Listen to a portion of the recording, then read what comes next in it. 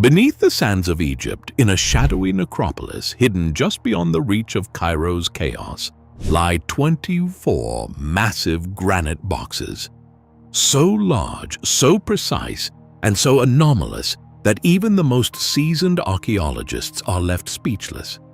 Weighing up to 100 tons each and carved from some of the hardest stone on Earth, these ancient monoliths have sparked a debate that crosses the lines of history, engineering, and even the boundaries of our known science. Were they tombs, machines, or relics of a civilization lost to time?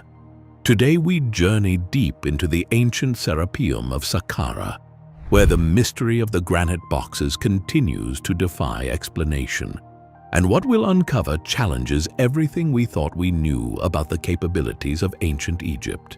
Why would the ancient Egyptians carve 100-ton granite boxes and bury them underground in pitch-black tunnels? The Serapeum is a vast, subterranean complex dating back over 3,000 years. It was rediscovered in the 19th century by French Egyptologist Auguste Mariette, who stumbled upon a partially buried sphinx that led him to an underground world of vaulted chambers and tunnels. Inside were dozens of massive sarcophagus-like boxes, each housed in its own niche, some sealed and others open, revealing a haunting emptiness. Constructed from precision-cut granite and basalt, materials that rival diamond in hardness, these boxes weren't just heavy, they were machined with tolerances of less than a millimeter. Tool marks, sharp corners, and perfectly flat surfaces suggest a level of craftsmanship far beyond what was believed possible for the time. So why go to such effort? Egyptologists say these were sarcophagi for the Apis bulls, sacred animals mummified and buried with honors. But the dimensions, quality, and difficulty of the engineering suggest something far more complex. If these were tombs, why are many of them empty? And why such over-engineered perfection for cattle? Some of these boxes are too large to fit through the tunnels, so how did they get there? The logistics are baffling. Each granite box weighs between 60 to 100 tons, yet the tunnels that house them are narrow, winding, and chiseled directly into bedrock. If the boxes were made elsewhere, how were they transported? And if they were carved in place, how did workers manage it in near total darkness, without evidence of soot or advanced lighting? To this day, no one has reproduced the same kind of precision cutting using tools known to have existed in ancient Egypt. Modern engineers suggest that only diamond-tipped drills or advanced saws, absent in the historical record, could replicate these results. Even with today's machinery, maneuvering a 100-ton block underground without breaking it is a logistical nightmare.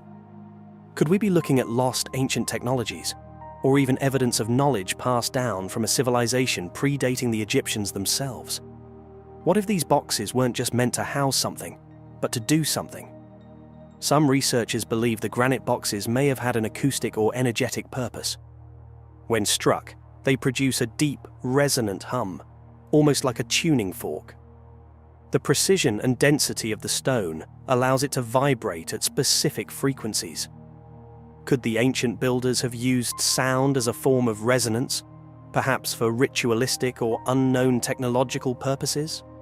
Interestingly, the Serapeum itself seems to amplify this acoustic effect.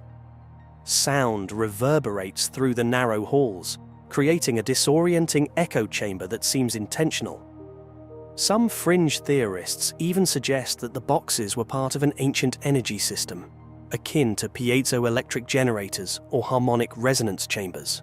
While these ideas sit far outside mainstream archaeology, they raise a tantalizing question.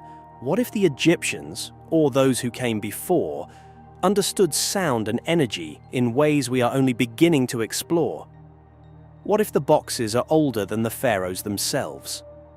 While the Serapeum is officially dated to the reign of Pharaoh Ramesses II, around 1250 BCE, the actual boxes may be much older.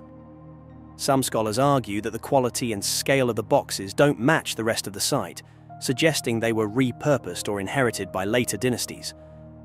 Weathering patterns and stylistic differences imply that the granite containers may have been built during an earlier, more advanced period, possibly even before the dynastic Egyptians. This aligns with theories of a forgotten pre-cataclysmic civilization that possessed advanced knowledge, later lost in a global upheaval. If true, these boxes could be among the last remnants of that lost chapter in human history. Despite decades of study, no one has provided a definitive explanation, and perhaps that's what makes them so compelling. Mainstream archaeology holds to the theory of Apis bull tombs, but the lack of inscriptions, the technical overkill, and the empty chambers raise eyebrows. Some of the boxes have inscriptions, though often crude and likely added long after their construction.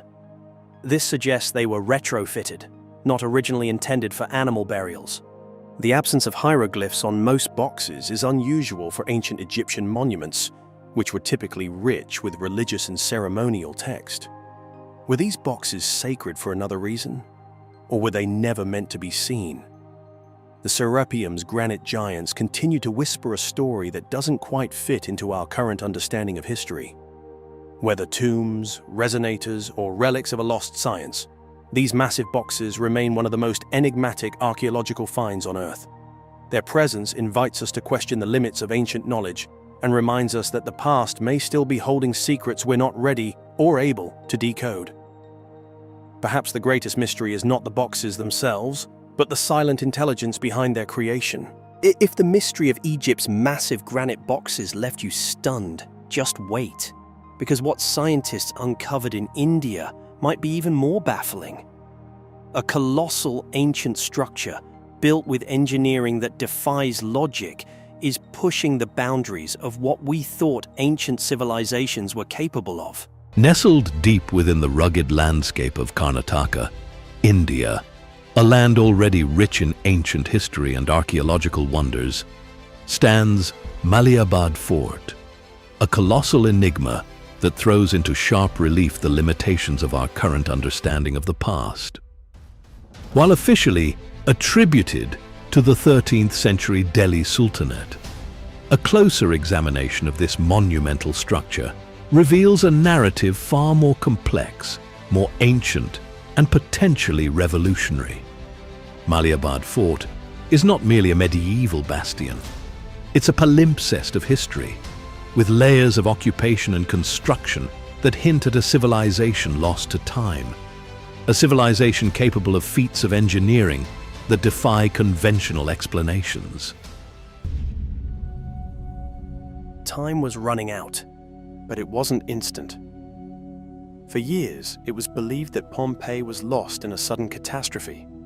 But new evidence reveals that the eruption of Mount Vesuvius unfolded over the course of nearly 18 hours, offering a crucial window of time.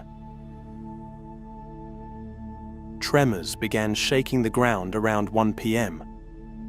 Residents were alarmed, but many stayed calm, having lived through quakes before. Then came the explosion. A towering column of ash and pumice soared into the sky. Day turned to night, and ash began falling like snow. Despite the chaos, people had time to act. Footprints and wagon tracks show that many attempted to flee. Some stayed behind, perhaps to protect their homes or in hope that the worst had passed. But the most intense phase had only just begun.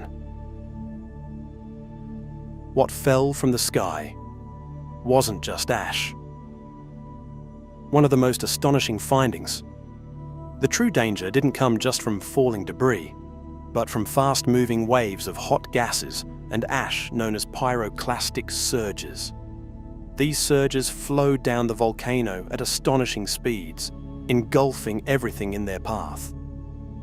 In 2023, scientists studying the remnants found signs of extreme heat exposure. This was not a calm moment frozen in time, but an intense environment where entire neighborhoods were overtaken in seconds. Researchers now believe that many of the final poses we see today, people crouched, hands raised or embracing, were captured in these final rapid events. Not lifeless statues, but the last preserved actions of real people in real time.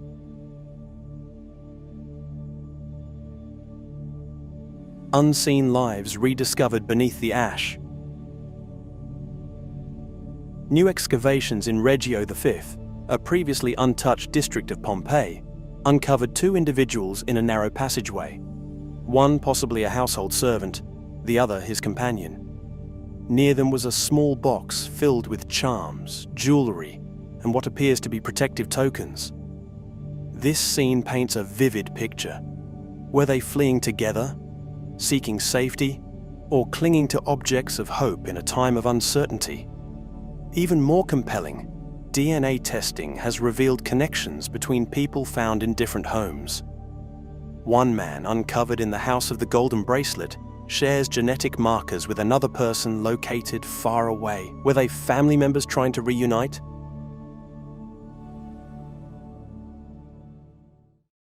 The dogs that warned of danger. In one courtyard, archaeologists uncovered the remains of a dog, still in position. But this wasn't just a pet. Romans trained dogs to act as early warning systems, barking when they sensed earthquakes. Unfortunately, some were unable to escape. These animals weren't just companions, they were guardians, and their loyalty in those final hours speaks volumes about the lives they were part of. Some escaped and left clues behind. Yes, some residents did survive the eruption. Historical records, tomb inscriptions, and written accounts show that survivors rebuilt their lives in cities like Naples and Puteoli. One woman, Vitalia, is believed to have even commissioned a temple in her new home, a silent tribute to the world she lost. And inside the villa of the papyri, preserved scrolls reflect on the events of the time. They speak not only of philosophy, but of natural forces and resilience. These were written by people who witnessed a once-in-a-lifetime disaster and chose to record it. Expressions captured in ash. The famous plaster casts of Pompeii aren't just archaeological marvels, they're snapshots of emotion. When archaeologists poured plaster into the hollow spaces left in the hardened ash, they revealed people mid-action, mouths open as if calling out, hands raised, bodies turned toward each other. Using modern 3D scanning, researchers are now reconstructing these poses and even facial expressions. These are not fictional characters. They were our ancient counterparts, reacting to the unknown. And now, through the science of today, we're finally able to understand the emotions of yesterday. Each new discovery pulls us deeper into the reality of life in Pompeii. In one home, a message scratched into a wall reads, "Friends flee." A simple warning, perhaps shared too late. Yet it shows how, even in the midst of chaos, people tried to help each other. Pompeii isn't just a city caught in ruin. It's a city that moved, reacted, and reached out. It's a reminder that history isn't made of statues and ruins alone. It's made of choices, of actions, of people who once lived, laughed, and struggled just like us. We're still discovering the truth. With advanced technology like drones, ground-penetrating radar, and AI-powered imaging, archaeologists are uncovering entire new streets, villas, and public spaces beneath the surface. Some rooms haven't seen sunlight in nearly 2 millennia. And what's most exciting? We're only just beginning. Each artifact, each preserved moment, adds to the real story of Pompeii. Not as a city frozen in silence, but as a vibrant community facing the ultimate test. And through every layer of ash uncovered, we find not just ruins, but echoes of resilience.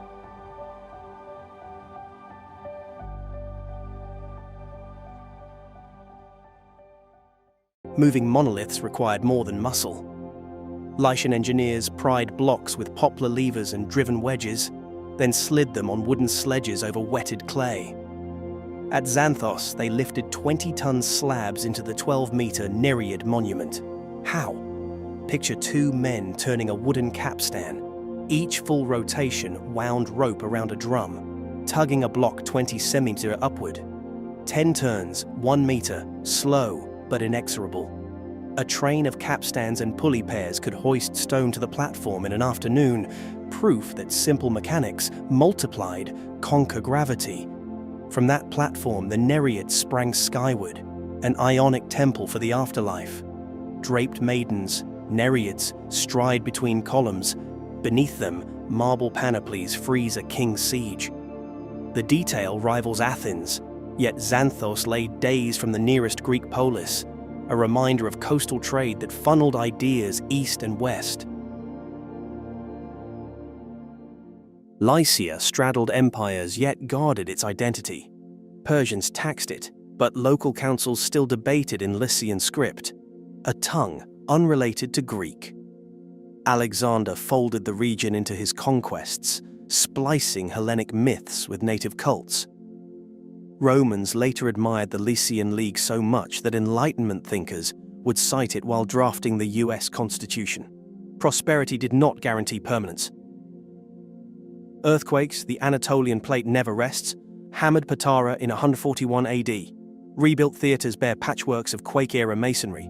When Christian bishops turned pagan shrines into churches, craftsmen recarved reliefs, chiseling crosses over lion heads.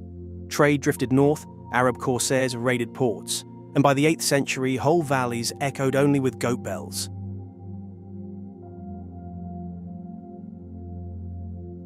Did the Lycians disappear or dissolve? Farmers stayed, but language died. Inscriptions after 400 AD flipped to Greek, then Latin. Some families probably migrated inland as topsoil thinned and rivers silted harbours. Climate historians note a Mediterranean drought spike around 500 AD. Less rain means meagre harvests and empty storehouses. Piece by piece, civic life unravelled. Still, stories of buried riches persisted. Locals speak of a sealed stair under the council hall at Xanthos, its final door blocked with blue stone that rings like metal.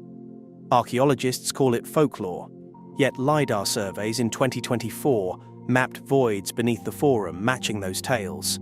Excavation waits on funding, another cliffhanger written in bedrock. Imagine the worksite at dawn. Aromatic smoke from juniper fires drifts across bamboo scaffolds. Overseers shout counts in the Lycian tongue. Sled teams of oxen grunt as they heave blocks on greased logs. Children ferry water skins. Apprentices mix lime for plaster in sun-bleached pits. Every clang of metal echoes between cliffs and sea, a heartbeat tying labourer to monument. Each quarry block was numbered in red ochre, matching a chalk grid on the cliff face. Misplace one block and a frieze scene would miss a line, so masons rehearsed the sequence like actors memorizing lines. A master sculptor might spend weeks refining a single Gorgon's curl, polishing with sand and olive oil until the marble shone. Tools were precious. Bronze picks contained tin imported from Cyprus. Iron tips came from the inland Taurus mines. Experimental digs have found discarded chisels reground to half their original length, testimony to thrift and to a supply chain that crossed mountain passes. Lycia's political genius matched its artistry. The League allotted votes by city size, 3 to giants like Xanthos, 1 to hamlets, blending equality and pragmatism. Strabo wrote that delegates met in Patara's Grand Bouleuterion, a house of councils ringed with seats like a theatre. Today, that chamber, newly restored, lets tourists sit where lawmakers once forged collective defense against pirates and tax collectors. Roman engineers later threaded aqueducts across gorges and stamped imperial portraits onto local coinage, yet allowed League rituals to persist. Inscriptions from the 2nd century CE record joint festivals honoring both Leto, mother of Apollo, and Roma, mother of empire, a diplomatic dance on limestone stages. The decline reads less like a collapse than a slow fade. After the 7th century raids, coastal folk moved uphill. Terraced fields overgrew with pine. By the Crusades, travelers mistook Myra's tombs for natural caves. Only the legends remained. If you strike the cliff at midnight, some said, a hollow boom answers from chambers packed with gold. Modern science adds its own allure. Drones map tomb clusters unreachable on foot. Photogrammetry stitches millions of points into 3D archives, allowing scholars to test whether architectural motifs replicate sacred geometry or simple domestic layout. One study in 2023 showed that tomb proportions mirror average Lycian house plans within 5%, a literal home for eternity. Yet digital replicas cannot replace the visceral chill of standing 3 stories up on a cliff ledge, palm pressed against chisel grooves still sharp under lichen. The workmanship compresses a millennium of hope, grief, and civic pride into every millimeter. Lycia's stones are not relics, they are dialogue partners. They ask how we commemorate the dead, how we balance local identity with global tides, how we wield technology in service of meaning. Answering requires us to crouch beside an ancient mason, feel the capstan rope burn our palms, and look outward toward the horizon he also saw, where mountains plunge into light-splintered sea. Perhaps that is Lycia's final gift, perspective. Empires measured in legions and galleys vanish, but a mason's patient strokes endure. With each tourist's gasp beneath sun-scorched cornices, the Lycians speak again, reminding us that what we carve, into stone, into lore, into collective memory, outlives the hands that carve it. The Temple of Hathor's construction began over 2 millennia ago under the rule of Cleopatra's own family. In fact, Cleopatra VII's father, Ptolemy XII, started the work, and the temple was completed under Roman emperors who followed. The Queen Cleopatra herself may have walked these halls. Some believe she and Julius Caesar visited during their Nile voyage. And on the rear wall, her likeness is immortalized in stone alongside their son, Caesarion. Far from myth, the builders were the skilled Egyptians of the Ptolemaic period, but the scale and artistry they employed still feels larger than life. Entering the Grand Hall, you're met with a forest of stone. 24 massive columns, their capitals once carved with the face of the cow-eared goddess Hathor, uphold the ceiling. Centuries ago, early Christians defaced those Hathor heads, leaving the columns eerily blank where a goddess's serene gaze used to be. Above, the ceiling blooms with color and cosmic symbolism. A deep blue firmament stretches overhead, adorned with golden stars, zodiac signs, and the heavenly goddess Nut arching across the sky. This stunning celestial ceiling was hidden for ages under grime and soot, until restorers in the late 20th century carefully cleaned it to reveal its original vivid blues and golds. Now, visitors can look up and marvel at a night sky painted in stone, a sight as dazzling today as it must have been to ancient worshippers. But the temple's wonders aren't confined to what's immediately visible. Dendera was built with secrets underfoot and overhead. Scattered around the complex are chapels and a rooftop shrine where priests once carried a statue of Hathor to bask in the first rays of the New Year's sun. And hidden deep in the temple's thick walls are a dozen small crypts, secret rooms used as storerooms for sacred ritual objects and treasures. These crypts remained largely sealed for nearly 2,000 years. Only one had been open to visitors for generations. In the year 2020, however, archaeologists opened 3 more of these cramped chambers and even reopened the rooftop to the public after careful restoration. Crawling through their narrow passages, modern explorers have found vivid carvings and clues to how priests safeguarded the temple's holiest items. Within one newly accessible crypt lies an artwork that has become one of Dendera's most mysterious legends. On the wall, a strange relief seems to show an enormous bulb-shaped object held aloft by a priest. It's the infamous Dendera light carving. Some have boldly theorized that this is proof of ancient electrical technology, an Egyptian light bulb glowing in the darkness. It's a shocking idea, but what does the evidence say? In truth, Egyptologists interpret the image very differently. The bulb is actually an oval representation of a womb or lotus bloom, from which a snake, symbolizing the deity Harsomptus, emerges. Far from an electric filament, the snake is the embodiment of divine energy rising from the lotus of creation. A stone pillar depicted underneath, the Djed pillar, is not a wire or power supply. but a symbol of stability. In other words, the Dendera light relief is a spiritual scene of rebirth and creation myth, not a diagram of ancient high voltage. The allure of a light bulb in 2,000-year-old hands makes for a great story, and it shows how enchanting this temple is, but the real explanation rooted in mythology is equally fascinating. There's yet another eyebrow-raising feature inside Hathor's temple, a staircase that looks almost as if it were melted by some fantastical heat. The stone steps, worn and oddly smooth, appear to have liquefied and dripped like wax. This unsettling sight has sparked wild speculation. Could an ancient catastrophic event or lost technology have caused stone to melt here? Were the builders harnessing some scorching secret, or is it evidence of giants' brute force? The more imaginative have proposed everything from lightning strikes to alien lasers. However, geologists and archaeologists offer a more down-to-earth explanation. Over long centuries, water percolated through the roof and down the stairs, slowly depositing minerals and eroding the limestone. The result is a flowing, undulating shape, essentially a stone stalactite that formed on the steps.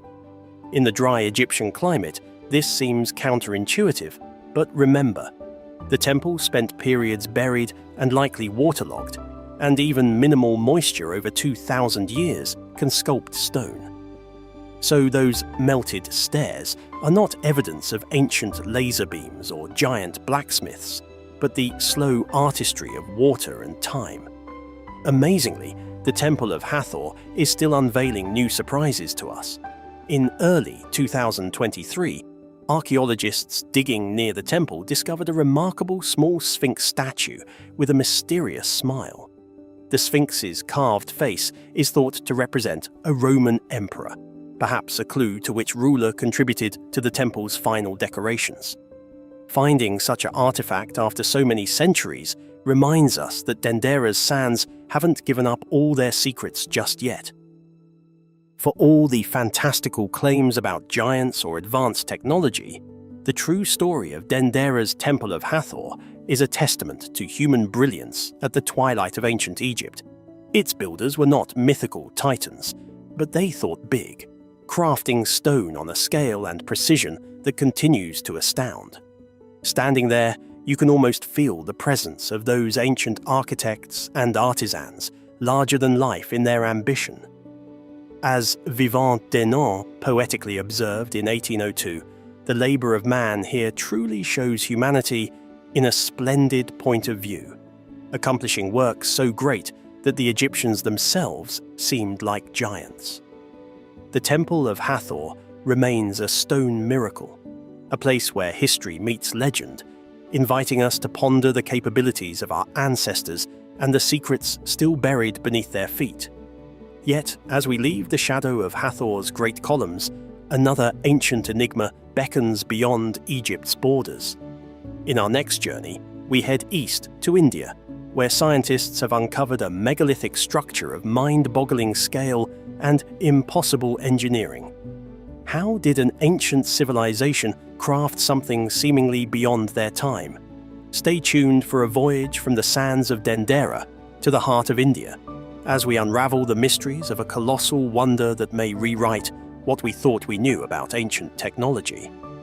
On a quiet September day in 1969, in the secluded Siberian village of Zhavchik, miners descended into the earth as they did every day, unaware that they were about to unearth a mystery that would baffle scientists and ignite imaginations for decades to come. At a depth of 230 feet, amidst the relentless clanging of pickaxes against coal, a miner struck something unusual, a hollow sound that stood out against the solid resistance they were accustomed to. What could possibly lie hidden so deep beneath the Earth's surface? Intrigued, the miners cleared away the debris, revealing a fissure in the wall that seemed to open into a hidden chamber. With a mix of trepidation and excitement, they broke through the wall, their lamps casting eerie shadows into the darkness beyond. Inside, they stood in awe before a sight that seemed plucked from legend. A massive marble sarcophagus, exquisitely designed, measuring about 8.5 feet long and 3 feet high. Who could have crafted such a monument, and why was it buried so deeply? The head of the mining district, Alexander Masiligin, was swiftly notified.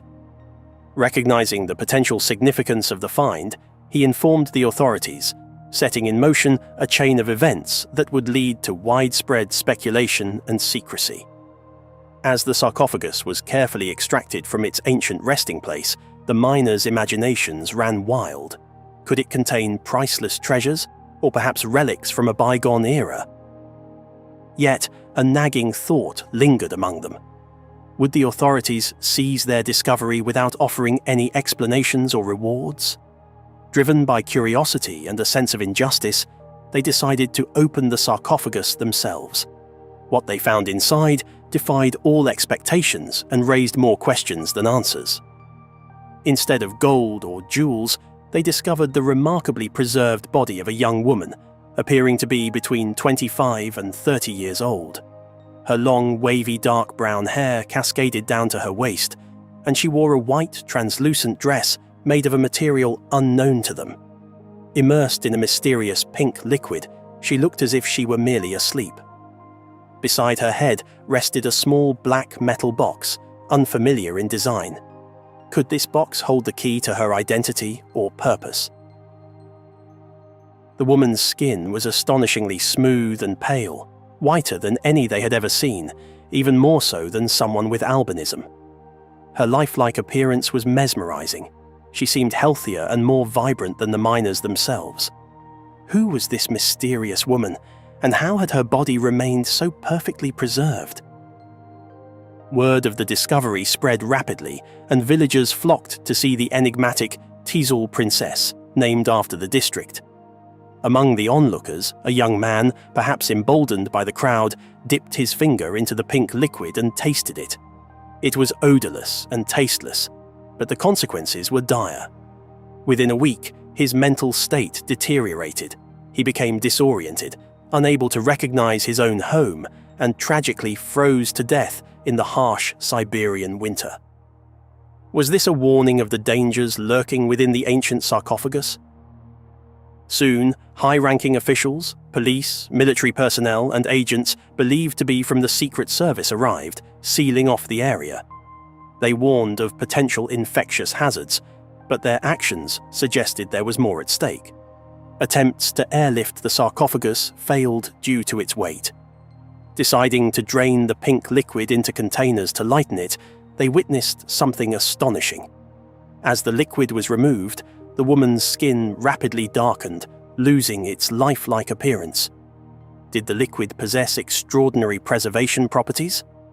The sarcophagus and its contents were transported to a facility for scientific analysis. Weeks later, a professor visited Javchik to discuss the find. He revealed that standard dating methods were insufficient. The materials did not conform to known parameters. Advanced techniques suggested an age of approximately 800 million years, a figure that shattered existing understanding of human history and evolution. How could such an artifact exist from a time long before complex life was believed to have emerged on Earth? The implications were staggering. If accurate, this discovery challenged the very foundations of science, suggesting the existence of a civilization with advanced technology in Earth's distant past. Alternatively, could this be evidence of extraterrestrial visitors? The woman's unusually pale skin hinted at origins from a place with less sunlight. As news of the Tisul Princess began to spread, authorities moved swiftly to suppress it.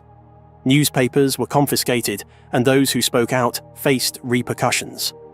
The story faded from public view, silenced by the powers that be. It wasn't until years later, following political changes that loosened restrictions, that the tale resurfaced in local media. Yet the mystery only deepened. A memorial plaque now stands near Javchik, commemorating the discovery. It speaks of the beautiful young woman found in a marble sarcophagus, buried hundreds of millions of years ago. Eyewitnesses from the village have come forward, reaffirming the authenticity of the event. But with each new revelation, more questions arise. Speculation abounds. Some believe the Tisul Princess was part of an ancient civilization lost to time, her preservation a testament to technologies we have yet to comprehend. Others suggest an extraterrestrial origin, her existence evidence of visitors from beyond our world. Without concrete evidence, the truth remains elusive. The structures that prove our history is far more complex than we ever imagined. Stonehenge, the iconic prehistoric monument in England, has fascinated people for centuries. Its massive stone circles and intricate alignments have inspired countless theories about its origins and purpose. Constructed in phases between 3000 and 1520 BC, Stonehenge is believed to have been built by different groups of people over time. The stones were transported from distant locations, with the blue stones originating in the Preseli Hills in Wales, over 150 miles away. The monument's final structure was made to align with the sun during the winter and summer solstices. While the summer solstice is a significant event at Stonehenge, recent research suggests that the winter solstice may have been more important to its builders. The monument's alignment with the winter solstice sunset and the evidence of large midwinter feasts at nearby Durrington Walls point to the importance of this time of year in prehistoric Britain. Stonehenge may have been built to unify the early people of Britain, as suggested by the diverse origins of its stones. Ongoing research on the 6-ton altar stone at the centre of Stonehenge has revealed that it came from northeast Scotland, not from West Wales as had previously been thought. This finding could explain why the altar stone is laid horizontally, with similarities to the recumbent stone circles only found in that area of Scotland. The true purpose of a Stonehenge, however, remains a mystery. Theories range from a burial ground for elites to an astronomical observatory or a place of healing. Some scholars have even proposed that Stonehenge functioned as a type of computer to predict lunar and solar eclipses. Others have suggested that it may have been the centre of a Bronze Age confederation of chiefdoms. From the standing stones of England, we turn to the earthbound enigmas of the Nazca lines in Peru. Etched into the desert floor of southern Peru, the Nazca lines are a collection of giant geoglyphs that have puzzled people for decades. Created between 500 BC and 500 AD, the lines depict a variety of animals, plants, and geometric shapes, some measuring up to 1,200 feet long. Some of the straight lines run up to 30 miles, while the biomorphs vary from 50 to 1,200 feet in length, meaning as large as the Empire State Building. The lines were made by removing the reddish-brown pebbles that cover the desert surface, revealing the lighter-colored sand beneath. The purpose of the Nazca lines is still a mystery, with theories ranging from astronomical markers to religious pathways or symbols of water and fertility. Recent research suggests that the lines may have been used for ritual processions, with people walking along the paths to make offerings to the gods. Studies have also revealed that the Nazca lines may have served different purposes, depending on their type and location, with some used for individual rituals and others for community-level activities. For example, line-type geoglyphs, which mainly depict wild animals, are often found near elaborate linear and trapezoidal networks, suggesting community-level use. On the other hand, relief-type geoglyphs, which depict human motifs or things modified by humans, are typically located near ancient trails, suggesting individual or small group use. The Nazca lines continue to be a source of fascination and research, with new geoglyphs being discovered using modern technologies like drones and AI. Here, the Nazca lines speak through sprawling geoglyphs. Catalhoyuk tells its story in the intimate spaces of its ancient homes. Located in what is now Turkey, Catalhoyuk is one of the oldest and largest Neolithic settlements ever discovered. Dating back to 7500 BC, this proto-city was home to thousands of people who lived in mud brick houses clustered together in an aggregate structure 11. The houses were accessed by ladders through openings in the roofs, with the rooftops serving as pathways and communal spaces. This unique urban design, combined with the presence of elaborate murals, sculptures, and burials beneath the floors, makes Catalhoyuk a remarkable testament to early human ingenuity and social organization. The houses were constructed of mud bricks, likely made by placing wet clay mixture between wooden boards or by using mortar and sun-dried bricks. Thick wooden posts were used to support the roofs and create internal divisions within the houses. Studies have shown that the people of Catalhoyuk may have had a more complex understanding of individuality than previously thought, as evidenced by their treatment of the dead.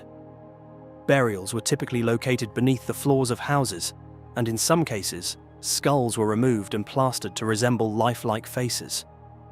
Interestingly, the burials at Catalhoyuk show no significant variations based on wealth or gender. The only bodies that were treated differently were those of children, which were decorated with beads and covered with ochre.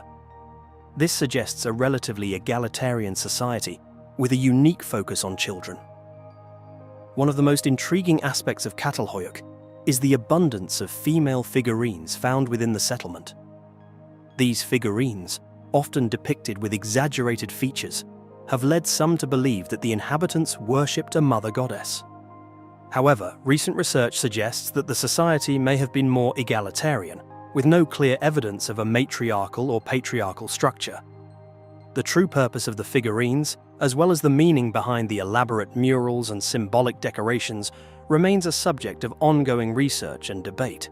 Moving from the dense, above-ground settlement of Catalhoyuk, we now descend into the subterranean depths of the Hal Saflieni Hypogeum, a complex carved into the rock itself. Hidden beneath the streets of Paula, Malta, lies the Hal Saflieni Hypogeum, a unique underground necropolis dating back to 3300 BC. This subterranean complex, carved out of soft limestone, consists of a labyrinthine network of chambers, halls, and passageways spread across 3 levels. The Hypogeum is believed to have been used for both burial and ritual purposes, with the remains of over 7,000 individuals found within its chambers. One of the most intriguing features of the Hypogeum is the Oracle Room, a small chamber with unusual acoustic properties. Any vocalization made inside the room creates a powerful resonance that echoes throughout the Hypogeum. Studies suggest that these acoustic properties may have been intentionally designed to enhance ritualistic experiences and induce altered states of consciousness. The Hypogeum also contains intricate wall paintings and carvings, as well as a collection of artifacts, including the enigmatic Sleeping Lady figurine, which may represent a mother goddess. The Hypogeum was discovered by accident in 1902 when workers cutting cisterns for a new housing development broke through its roof. The workers tried to hide the temple at first, but eventually it was found. The study of the structure was first conducted by Manuel Magri, who directed the excavations on behalf of the Museums Committee, starting from November 1903.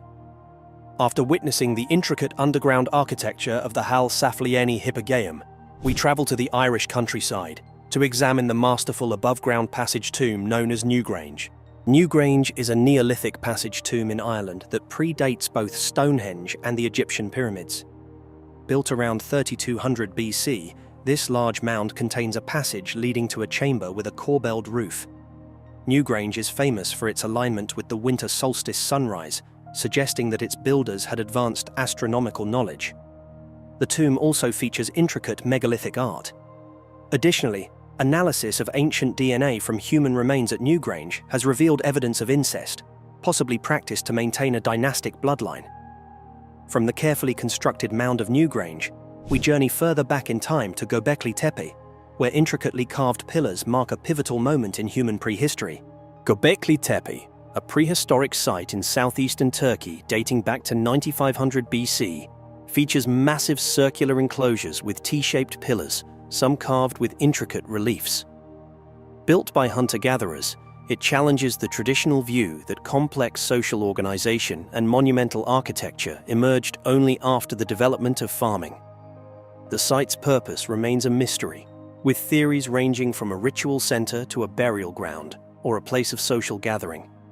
Where Göbekli Tepe reveals the dawn of monumental construction, Puma Punku presents a puzzle of sophisticated engineering with its precisely cut and fitted stones. Puma Punku, an ancient site in Bolivia, features massive stone blocks cut with extreme precision and fitted together without mortar. The construction techniques used remain a mystery, with some suggesting advanced technology and others proposing the use of geopolymer concrete. The true origin and purpose of Puma Punku continue to be debated. Departing from the precisely cut and fitted stones of Puma Punku, we journey to the standing stones of Karnak, where the mystery lies not in individual craftsmanship, but in the sheer scale and organized placement of thousands of megaliths. Scattered across the landscape of Brittany, France, the Karnak stones are the largest collection of megalithic standing stones in the world. Numbering over 3,000, these granite monoliths were erected by pre-Celtic people, sometime between 4500 and 3300 BC. The stones are arranged in various formations, including long rows, circles, and dolmens, stone tombs. Studies have shown that the Karnak stones may have been part of a larger system of geoglyphs used to mark territories and demonstrate advanced geometrical knowledge in prehistory. The purpose of the Karnak stones remains a mystery. Some theories suggest that they were used for astronomical observations, religious rituals, or territorial markers. Others propose that they were part of an ancient system for detecting earthquakes or marking underground water sources. The Karnak stones continue to inspire awe and wonder, with their enigmatic alignments and sheer scale drawing visitors and researchers from around the world. While the Karnak stones stand as silent sentinels on land, the Yonaguni monument lies hidden beneath the waves, prompting questions about its origins and purpose. The Yonaguni monument, a submerged rock formation off the coast of Japan, resembles a stepped pyramid with terraces and platforms. Some researchers believe it's a man-made structure dating back 10,000 years, challenging our understanding of early civilizations. Others argue it's a natural formation caused by tectonic activity and erosion. Its possible cultural significance is linked to the Yoman people, prehistoric inhabitants of Japan. The true origin of the Yonaguni monument remains a mystery. After debating if the Yonaguni monument was man-made, we find a much more certain human construction in the Gosek Circle, a site built to track the movement of the sun. The Gosek Circle, a Neolithic structure in Germany dating back to 4900 BC, is a circular enclosure aligned with the winter solstice sunrise and sunset. Excavations have revealed evidence of ritualistic practices and a connection to the Nebra sky disk, suggesting a sophisticated understanding of the cosmos and astronomical knowledge continuity in Central Europe. The site's unique latitude, allowing the full moon to pass directly overhead, suggests its potential use as a lunar calendar. High in the windswept plains of the Bolivian Altiplano, near the shimmering waters of Lake Titicaca, lies a place shrouded in mystery and ancient legends. This is Tiwanaku, once the heart of a mighty civilization, and its enigmatic neighbor Puma Punku, a site that challenges our understanding of prehistoric engineering. Amid these silent stones, questions echo through the ages. Who built these colossal structures? How did they achieve such precision without modern tools? And what secrets do they guard? Tiwanaku was first chronicled by Spanish conquistadors in the 16th century. They marveled at its grandeur, speculating about its origins and the people who once thrived here. The site wasn't just a city, it was a ceremonial complex believed to be the spiritual center of a civilization that flourished between 300 BC and 1000 AD. Yet, some evidence suggests it may be even older, pushing the boundaries of known history. At the heart of Tiwanaku stands the Akapana Pyramid, a massive earthen structure faced with stone, rising over 50 feet into the sky. Nearby is the Kalasasaya Temple, home to the awe-inspiring Gateway of the Sun, a monolithic arch carved from a single block of andesite, weighing an estimated 10 tons. The gateway is adorned with intricate engravings, including a deity known as the Staff God, surrounded by winged figures. What do these symbols mean? Were they messages to the gods, or perhaps to future generations? But it is at Puma Punku where the mysteries deepen. The name means Door of the Puma, and it's here we find some of the most precise stonework in the ancient world. Enormous blocks of red sandstone and andesite are scattered across the site, some weighing up to 131 metric tons, the equivalent of nearly 200 African elephants. These stones are cut with laser-like precision, featuring perfect right angles, drilled holes, and smooth surfaces that defy explanation. How could a civilization lacking metal tools, the wheel, or even a written language create such marvels? Consider this. The nearest quarry for these massive red sandstone blocks is located approximately 10 miles away. across the Tiwanaku River and over challenging terrain. Moving such immense stones would be a formidable task even today, with all our modern machinery. Theories abound, from the use of llama skin ropes and earthen ramps to the more fantastical suggestions of levitation or other lost technologies. Furthermore, the intricate H-shaped and interlocking blocks suggest an advanced understanding of geometry and modular design. They fit together like pieces of a giant three-dimensional puzzle without the use of mortar. This technique is not only sophisticated, but also earthquake-resistant, a necessity in this seismically active region. As archaeologist Neil Brodie once said, "The stones of Puma Punku are a challenge to our understanding of ancient technology."